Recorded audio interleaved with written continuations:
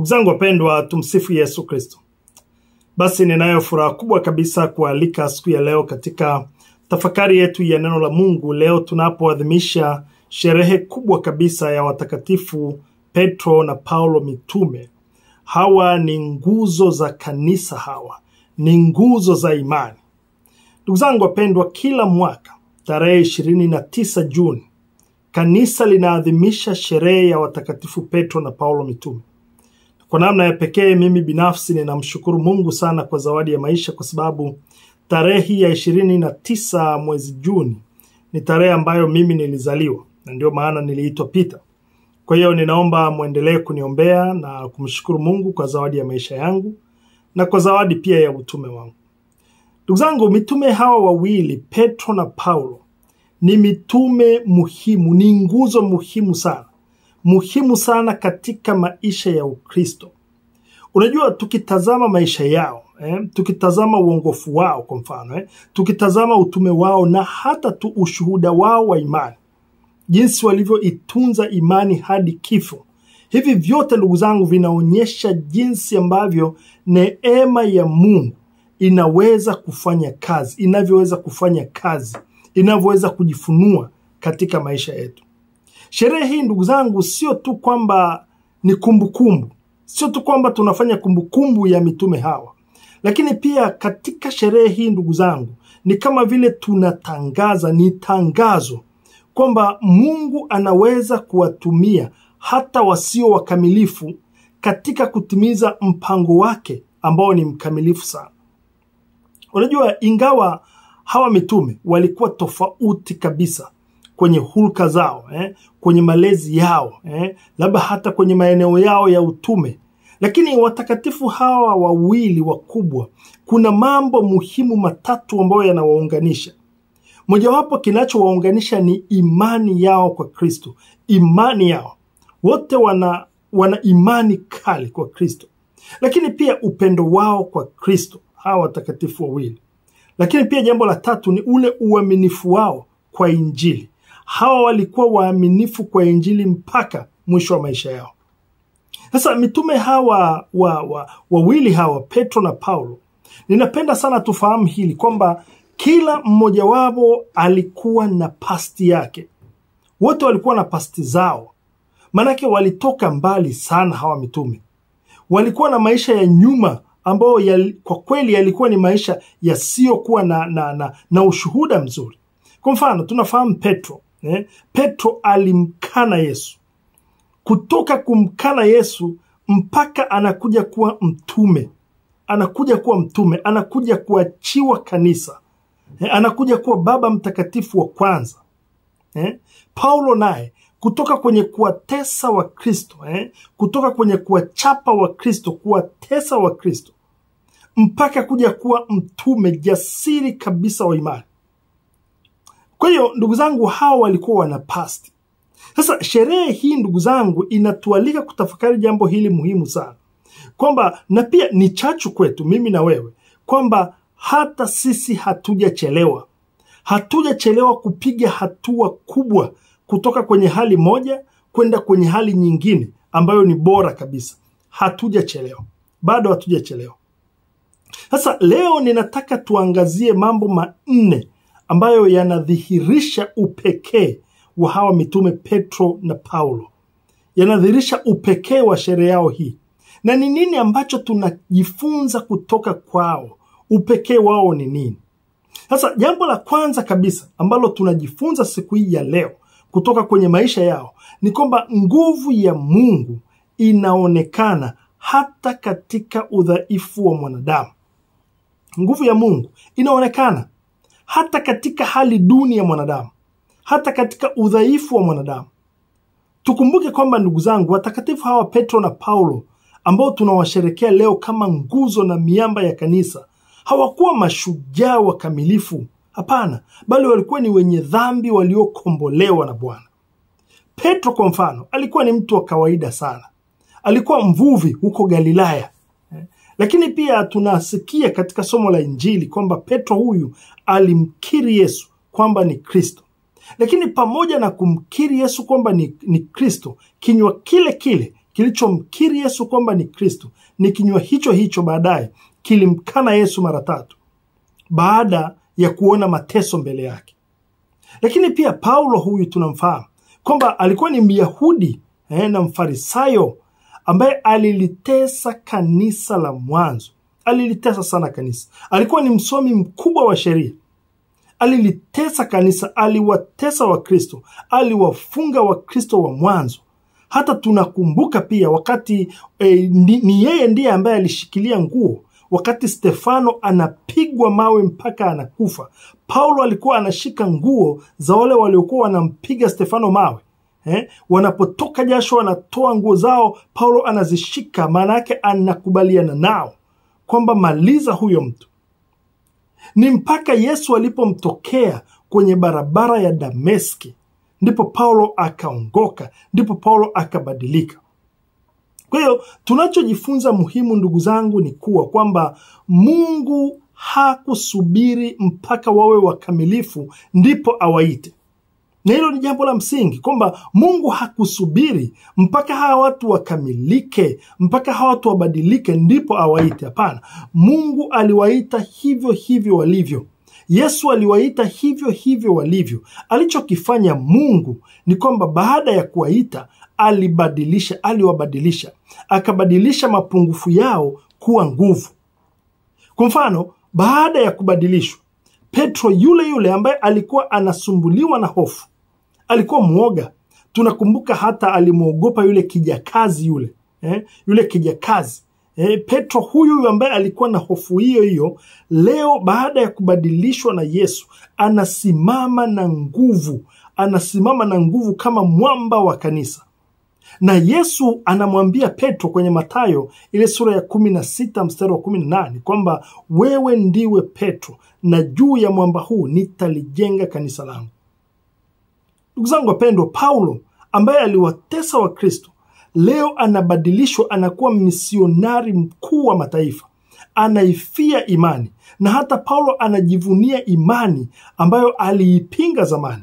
Ukisoma kwa mfano wa Timotheo wa pili, waraka wa pili wa Timotheo, ile sura ya 4 mstari wa 7, Paulo anasema kwamba nimevipiga vita vizuri, nimeilinda imani nimeilinda. Anajivunia. Hasa katika somo la kwanza kutoka kitabu cha Matendo ya Mitume, ile sura ya 12 mstari wa 1 mpaka wa 11, tumeona jinsi Petro alivyofunguliwa gerezani. Alivyofunguliwa gerezani na malaika wa Bwana. Unajua ndugu zangu, mimi nikitafakari ninaona hii ni ishara ya kwamba Mungu anatenda hata pale tunapojiona tumenaswa. Hata pale tunapofika mahali ambapo tunaona mambo hayawezekani, bado Mungu anaweza. Na hii ni ishara kwamba hakuna nguvu duniani ambayo inaweza kumzuia Mungu kufanya chochote anachotaka kukifanya kwenye maisha yako. Haijalishi watu wanapinga kiasi gani, haijalishi una maadui kiasi gani, haijalishi wamekufunga kiasi gani, haijalishi wamekutega kiasi gani. Ndugu yangu, hakuna nguvu duniani ambayo inaweza kumzuia Mungu kutenda kazi kwenye maisha yako. Hakuna nguvu hiyo, na wala haitakayewepo. Kwa hiyo jambo la kwanza tunalojifunza hapo ndugu zangu ni kwamba Mungu anaweza kutumia hata mapungufu yetu. Anaweza kututumia hata katika mapungufu yetu makubwa kwa ajili ya kudhihirisha utukufu wake. Ninapenda sana Mtakatifu Teresa anavyoiweka kwamba Mungu hamchagui aliye tayari, hapana, bali Mungu anamwezesha yule aliyemchagua. Kwa hiyo Mungu haijalishi amekuchagua kwenye namna gani, Mungu atakuwezesha. Kwa hiyo tusimfiche Mungu udhaifu wetu hata kidogo. Kwa nini? Kwa sababu yeye anaweza kutuwezesha. Kwa hiyo tumkabidhi ili autumie. Okay? Lakini jambo la pili ambalo tunaitwa tujifunze siku hii ya leo, tunaposherekea sherehe hii ya watakatifu Petro na Paulo mitume, ni kwamba ni umoja ulio katika tofauti zao. Unajua, tofauti zao hazikuwatenganisha. Na huu ni mfano mzuri sana wa kanisa la leo. Unajua, Petro na Paulo walikuwa na wito tofauti. Petro aliongozwa kwenda kuwahudumia Wakristo wa Kiyahudi. Na Paulo yeye alitumwa kwa mataifa mbalimbali ulimwenguni. Yeye ni mtume wa mataifa. Kwa hiyo hawa waliandaliwa tofauti kabisa. Sasa ingawa hulka zao zilikuwa tofauti, ingawa mitazamo yao ya kiteolojia ilitofautiana, tuliona katikati ya Wagalatia kilichotokea, lakini hawa bado waliendelea kushikamana katika Kristo.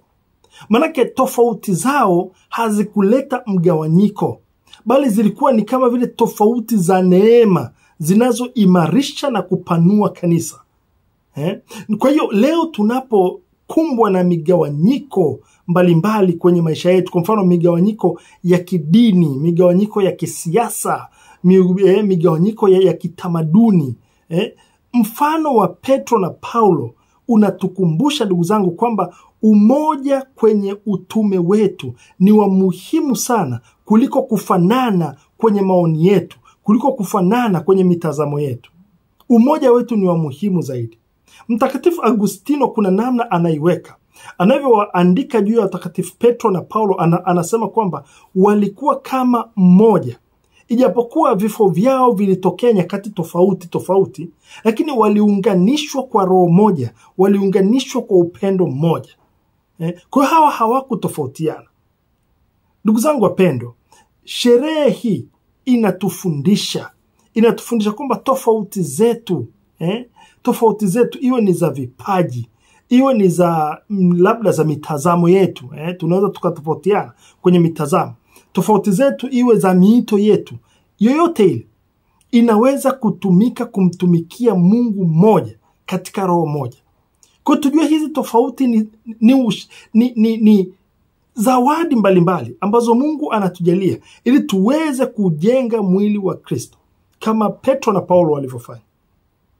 Jambo la tatu ndugu zangu ambalo tunajifunza kwa watakatifu wa Petro na Paulo mitume hawa ni kuitunza imani mpaka kufa. Ule ushuhuda wa imani. Unajua Petro na Paulo ndugu zangu walikufa mashahidi huko Roma, wakihitimisha maisha yao kwa ushuhuda wa damu, kwa kumwaga damu yao. Unajua Petro alipoona sasa anauawa, alipoona sasa kwamba hapa imefika mwisho, anauawa, walitaka kumsulubisha kama Yesu, lakini Petro akaomba sio kwamba asisulubiwe, hapana, si kwamba asiwawe, hapana, bali aliomba asisulubiwe kama bwana wake.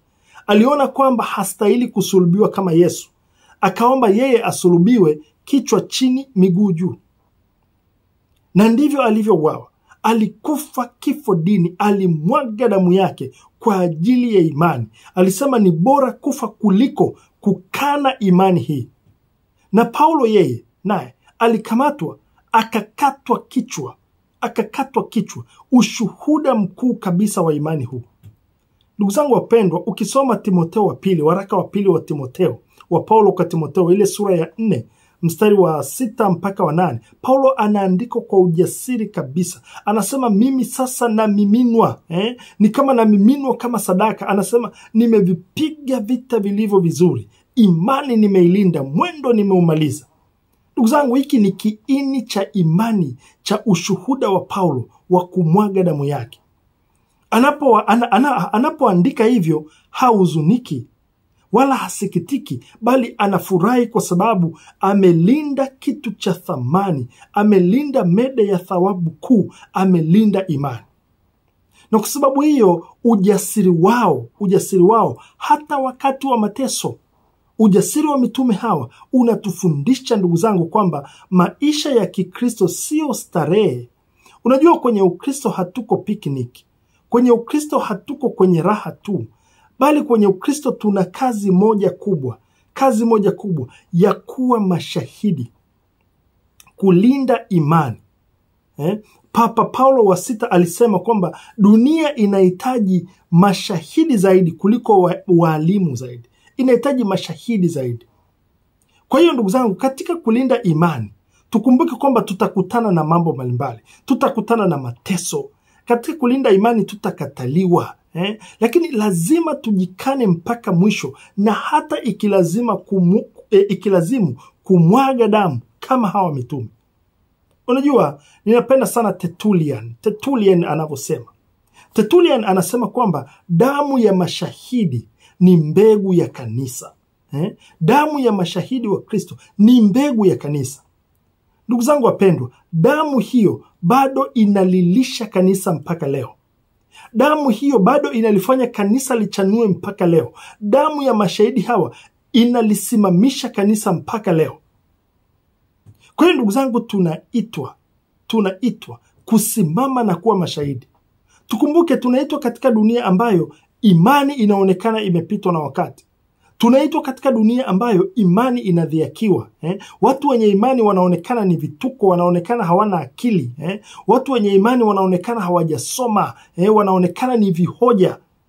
Ukisimama kueleza mambo ya imani unaonekana hujasoma. Ndugu zangu wapendwa, katika mazingira ya namna hiyo sasa, sherehe hii ya watakatifu Petro na Paulo inatualika tusimame imara kama Petro na Paulo. Hata kama hatuuawi mashahidi wa kumwaga damu, basi tuwe mashahidi wa upendo, tuwe mashahidi wa ukweli, tuwe mashahidi wa uvumilivu katika maisha yetu ya kila siku, tuwe mashahidi wa kulinda imani. Na jambo la mwisho ambalo tunaitwa kulitafakari katika sherehe hii ya leo, ndugu zangu, jambo la 4 na la mwisho ni kwamba Petro na Paulo walitumwa kutangaza Injili, walitumwa kuhubiri Injili. Unajua, Petro na Paulo hawakuitwa wakae na imani yao peke yao. Hawakukaa na imani yao peke yao, hapana, walitumwa. Petro aliamriwa alilishe kanisa, alilishe kundi lake na kuwatia ndugu zake nguvu. Aliamriwa. Paulo alikuwa na shauku kubwa ya kueneza Injili wakati ufaao na wakati usiofaa pia. Alikuwa na shauku kubwa hiyo. Maana yake maisha yao yote yalikuwa ni safari ya kimisionari. Hawakusubiri mpaka mazingira yawe mazuri au salama ndipo waende, hapana. Walikwenda, walivumilia ajali, walivumilia vifungo, walivumilia mapigo, walikataliwa. Kuna wakati Paulo alitandikwa mijeledi 40 kasoro 1. Waliteswa, waliteseka, lakini Kristo aliwashika mkono. Kristo aliwajaza nguvu. Kwa nini? Kwa sababu Injili lazima ihubiriwe kwa haraka. Tukumbuke Paulo anavyosema kwenye Wakorintho wa kwanza, ile sura ya 9 mstari wa 16. Anasema, ole wangu nisipoihubiri Injili. Ole wangu. Paulo huyu katika Timotheo wa pili, ile sura ya 4 mstari wa 17, anasema kwamba Bwana alinisimamia akanitia nguvu ili kwa ajili yangu ujumbe wa Injili upatwe kutangazwa kikamilifu. Ujumbe wa Injili utangazwa kikamilifu. Ndugu zangu, hili ndilo tunaloitwa kulifanya. Hili ndilo tunaloitwa kulifanya. Na tusimame na wito wetu. Tusimame kama mitume hawa. Wito, ndugu zangu, huu wa kuhubiri Injili si wito wa mapapa tu, sio wito wa maaskofu tu, sio wito wa makuhani tu, bali ni wito wa kila mfuasi wa Kristo. Mtakatifu Yohane Paulo wa pili anasema kila Mkristo ni misionari. Kila Mkristo ni misionari. Kwa hiyo ndugu zangu, sherehe hii sasa inatukumbusha utambulisho wetu wa kimisionari, kwamba kumleta Kristo katika familia zetu, kumleta Kristo katika shule zetu, kumleta Kristo katika kazi zetu, katika jamii zetu, kumleta Kristo kwenye kila eneo la maisha yetu. Nihitimishe kwa kumalizia na maneno ya Mtakatifu Yohane Chrysostom aliyesema kwamba kanisa linapambwa na damu ya Petro na Paulo. Kanisa linapambwa na damu ya Petro na Paulo. Maneno yao yalikuwa ni kama kuta. Yalikuwa ni kama kuta zake. Alafu maisha yao yalikuwa ni mwanga wake. Maneno mazuri kabisa. Kwa hiyo ndugu zangu, leo hii tunaposherekea sherehe hii ya watakatifu Petro na Paulo mitume, tunaitwa tuheshimu sherehe hii kwa kuishi urithi wao. Tuheshimu sherehe hii kwa kuishi urithi wao. Watakatifu Petro na Paulo, mtuombee. Mungu Mwenyezi awabariki na kuwatunza.